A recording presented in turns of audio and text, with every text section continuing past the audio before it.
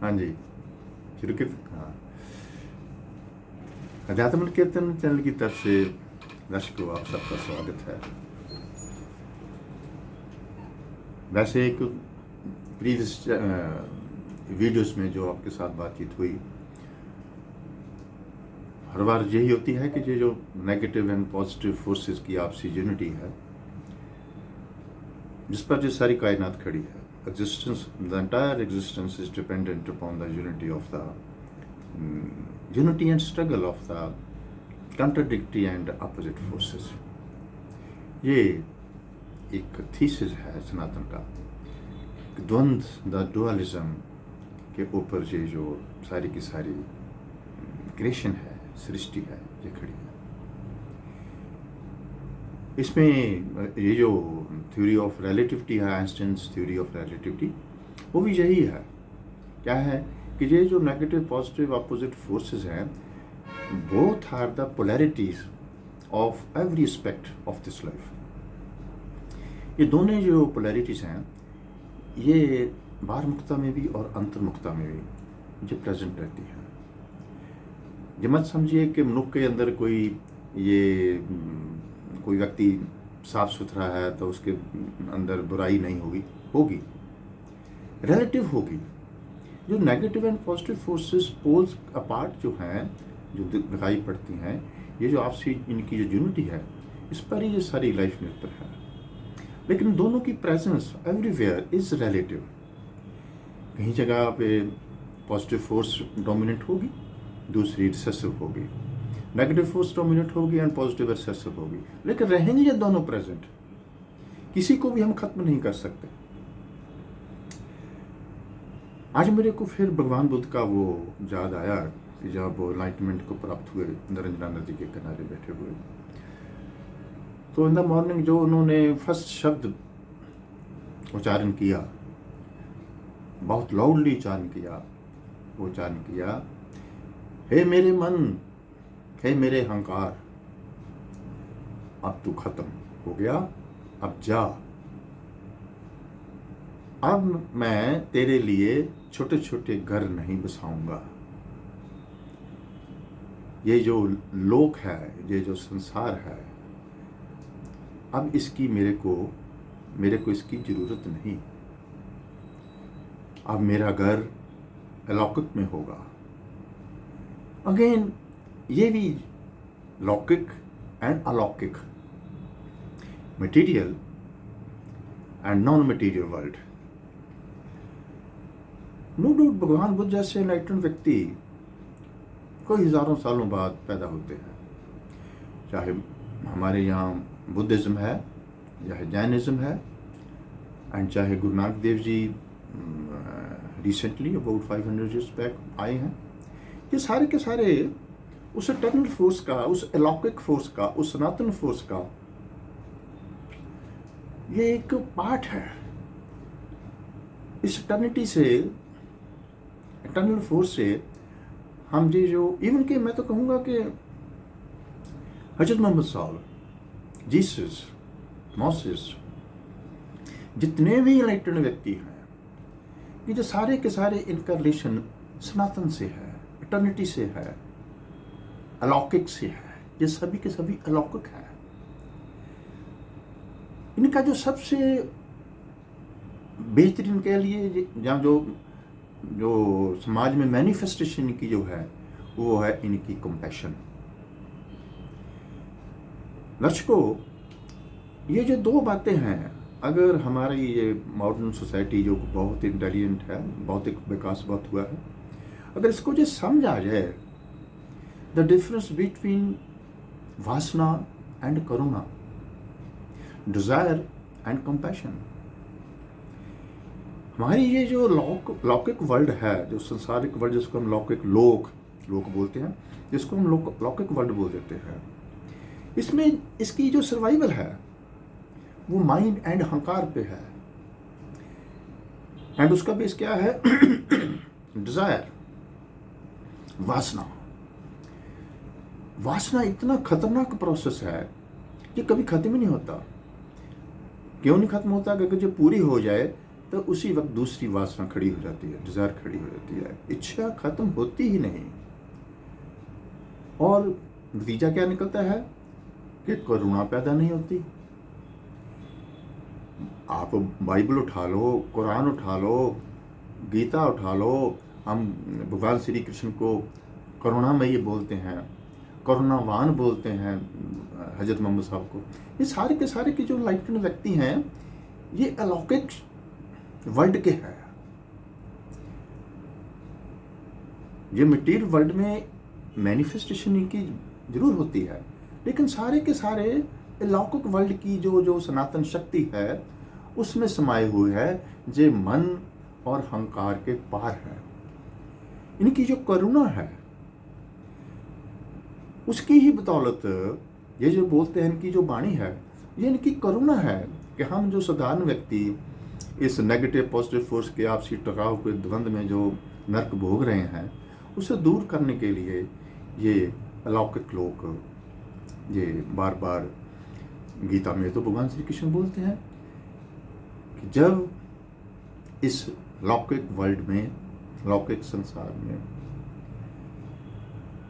साधु का नाश होगा, उसको खत्म करने की कोशिश होगी, और जो दुष्ट है वो विकास करेगा, तो मैं आऊंगा। ये कल्ला भगवान श्री कृष्ण नहीं, भगवान बुद्ध, भगवान महावीर, जीसस, हजरत मोहम्मद साहब, नानक, सभी के सभी जो इस द्वंद से पार हो गए, लौकिक वर्ल्ड जिन्होंने प्राप्त कर लिया, वो करुणावान बन जाते हैं। करुणावान व्यक्ति जब इस संसार में आते हैं, बोलते हैं, तो उनकी एफर्ट होती है कि ये जो साधु है इसका उद्धार हो और दुष्ट का नाश हो। अब देखो कि जो इटर्नल फोर्स है, जो सनातन फोर्स है, ऑलमाइटी जो कॉन्शियसनेस है, वो तो आप बनाती है नेगेटिव फोर्स को, दुष्ट को पैदा करती है। अगर वो दुष्ट को पैदा ना करे, नेगेटिव फोर्स को पैदा ना करे, तो उसकी पॉजिटिव के साथ यूनिटी नहीं होगी। पोलैरिटीज जो है वो आप बनाती है कॉन्शियसनेस, कहाँ जो ये क्रिएशन की जाए। तो जब ये करुणामयी लोग, करुणावान लोग अलौकिक वर्ल्ड की बात करते हैं कि मैं फिर आऊँगा, एंड जो दुष्ट हैं, जो नेगेटिव फोर्स हैं, जो असुरी फोर्स हैं, जो राक्षस फोर्स हैं, जो रावण फोर्स है, जो जिनका जन्म भी इसलिए हुआ है कि जो दैवी फोर्सेस हैं, उनको ख़त्म करने के लिए ये लोग, it is very strange phenomena. पर दुष्ट का खात्मा, जो अलौकिक, ये सारे प्राणी अलौकिक शक्ति को प्राप्त हुए, ये बोलते हैं, इसका मतलब ये नहीं कि उनको फिजिकली ये एरेडिकेट कर देंगे। दुष्ट का खात्मा, दुष्टता, दुष्ट नहीं। दुष्ट क्यों पैदा होगा? दुष्टता समाज में क्यों पैदा होती है? जैसे आज हम देख रहे हैं कि थ्रू द वर्ल्ड एक नेगेटिव फिनोमेना चल रहा है, नेगेटिव फिनोमेना ऑफ क्या है, डिज़ायर एंड ईगो का, इग्नोरेंसी का। एक दौड़ लगी हुई है मटेरियल गेन के लिए, एंड वो भगवान बुद्ध बोलते हैं, हे मेरे मन, हे मेरे अहंकार, अब बैठ, अब मैं नए घर नहीं बसाऊंगा। दर्शकों, जो बात सोचने वाली है कि भगवान बुद्ध राजकुमार थे, उनके पास सारी की सारी मटेरियल फैसिलिटीज थी, राजपाट था, महल थे, रानियां थी, भांत भांत की हर प्रकार की मॉडर्न फैसिलिटी थी। पीने की कौन कौन सी मदरा होगी, ये आज हम इमेजिन भी नहीं कर सकते। कौन कौन सी अप्सराएं होंगी उनके पास यशी के लिए, ये भी हम सोच नहीं सकते। क्या बात हो गई? वो बोल रहे हैं कि मेरे महलों में आग लगी हुई है। ये बात पॉइंट सोचने का है।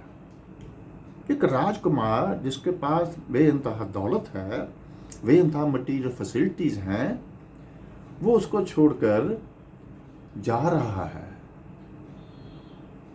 और आकर बोलता है, हे मेरे मन, हे मेरे अहंकार, अब तू बैठ जा। अब मैं तेरे लिए ये छोटे छोटे नए घर नहीं बनाऊंगा, क्योंकि अब मेरे को मेरा अलौकिक घर मिल गया है। जब तक वो अलौकिक घर नहीं मिलता तब तक कोई प्राणी एनलाइटन नहीं होता। एंड ये जो करुणा है, कंपैशन जो है, भगवान बुद्ध के जो 3 लफ्ज बहुत प्यारे हैं, कंपैशन, लव एंड विजडम। करुणा, प्यार एंड प्रज्ञा। करुणा पैदा होगी, कब पैदा होगी? जब आप लौकिक वर्ल्ड से उठ जाएंगे, निकल जाएंगे, अलौकिक में चले जाएंगे, तो ये जो वासना है ये खत्म हो जाएगी। मनुष्य की जो वासना ही खत्म नहीं होती। सारे के सारे जितने भी हमारे बुद्ध पुरुष हैं, उनके जितने भी स्क्रिप्चर्स हैं, उनका एम्फेसिस, उनके लिटरेचर का एम्फेसिस एक ही है, कभी अपनी वासना को पहचानो, अपने डिज़ायर को पहचानो, और पहचानोगे इससे सेपरेट हो जाओगे। लेकिन हमारी क्रेज लगी हुई है। ये जो प्यारे दोस्तों, ये जो समाज में हम बांध बांध के संकट देख रहे हैं, ये किसी और के क्रिएट किए हुए संकट नहीं है। ये हमारे ही मन की एक वासना है, एक चाह है, जे भी मिल जाए, जे भी मिल जाए। थोड़ी में तसल्ली होती ही नहीं। मैं इसलिए भगवान बुद्ध का, भगवान महावीर का बार बार जिक्र करता हूँ। अच्छा, वो तो पुराने 2,500 साल पुराने हो गए।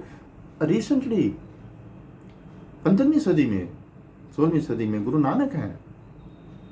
वो भी खाते पीते परिवार से थे, परिवारी के बेटे थे, अच्छा परिवार था, लेकिन छोड़ दिया, उदासियों पर निकल गए। क्या संदेश दिया? अरे वो हिम्मत तो जुटाओ इस लौकिक वर्ल्ड से पार जाने की। इस लौकिक वर्ल्ड, लौकिक जिसको हम संसार बोलते हैं, इसमें जो आपकी चाह है, आपकी वासना है, इसको समझने की थोड़ी कोशिश तो करो। यही दुष्टता है। एंड आज हम देख रहे हैं कि चारों तरफ इतनी नेगेटिव फोर्स है, इतनी नफरत है।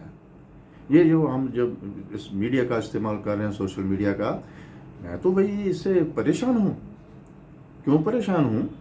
कि कोई कम की बात जो आपका कुछ विकास करे, जो आप में कुछ क्वालिटेटिव चेंज ले आए, जो आपको कुछ कॉन्शियस एवोल्यूशन के लिए, स्पिरिचुअल ग्रोथ के लिए, ऑथेंटिक धर्म की यात्रा के लिए प्रेरणा दे, वो तो बहुत रेयर मिलती है। गंद से गंद मिलता है, नफरत, गाली गलौज, इतनी हेट्रेड, इतनी नफरत। इंटेलिजेंस से इंटेलिजेंट लोग नफरत की बात करते हैं। ये जो तमाम जो चैनल बने हुए हैं, मैं तो देख के हैरान हूं। अच्छा, लेखक ले लो। जिंदगी में मेरा अपना ये एक्सपीरियंस है कि जो कुछ मनुष्य ने लिखना होता है वो जिंदगी में एक बार ही लिखता है। परमात्मा उसे जिंदगी में एक बार ही लिखाता है। वो कब लिखा गया लेखक को पता नहीं चलता। लिखा जाता है, वो एक बार लिखा जाता है। वो उसके बाद जो लेखक सारी जिंदगी लिखते रहते हैं 90 साल की उम्र तक भी, वो उनकी जगाड़ी है। जैसे ये जो हमारे एनिमल्स जुगाड़ी करते हैं, ऐसे ही ये सभी लोग जुगाड़ी कर रहे हैं। एंड उस जुगाड़ी में क्या है? नफरत है। लेखक है वो दूसरे के खिलाफ लिख रहा है, दूसरे के बारे में लिख रहा है। चैनल्स हैं तो दूसरे को गाली गलौजते रहे, वो ऐसे किया, उसने ऐसे किया, इतनी नफरत। और ये इसी को हम दुष्टता बोलते हैं। तो दुष्टता क्यों पैदा होगी? वो साधुता नहीं होगी। अगर समाज में इसका एक रिलेटिव रेशो बनी रहे, साधुता की और दुष्टता की रेशो रिलेटिव में जो पोजीशन में रहे, साधु खत्म हो गया। अगर साधु होगा तो दुष्ट पैदा नहीं होगा। अगर दुष्ट है इसीलिए है कि साधु डिक्लाइन खत्म नहीं पूरी तरह होगा, लेकिन उसकी जो रेशो है थ्योरी ऑफ रिलेटिविटी मुताबिक वो डाउन आ गई है। कि जब भगवान श्री कृष्ण बोलते हैं कि मैं बार बार आता हूँ, वो ही आएगा अपनी मर्जी से। इस संसार में कौन आएगा? जो करुणावान है, जिसने डिजायर जिसकी खत्म हो गई, वो करुणा अपनी करुणा के सहारे दोबारा जन्म लेकर इस संसार में आता है, साधु को फिर उभारने के लिए, दुष्ट को उसकी जो रेशो है नीचे करने के लिए, और सस्य दुष्ट को सस्य बनाने के लिए, साधु को डोमिनेंट बनाने के लिए ये करुणावान जो लोग हैं ये बार बार आते हैं।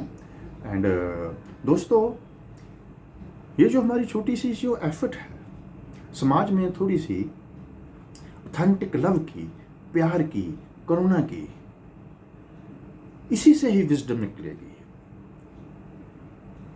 तो मैं कोई इससे कोई कमाई नहीं कर रहा, मेरी भी एक छोटी सी एक कंपैशन है। इसको अंडरस्टैंड करके इसको अडॉप्ट करो और इसको स्प्रेड करो। ये आपकी जो साधुता है उसमें इसका योगदान होगा।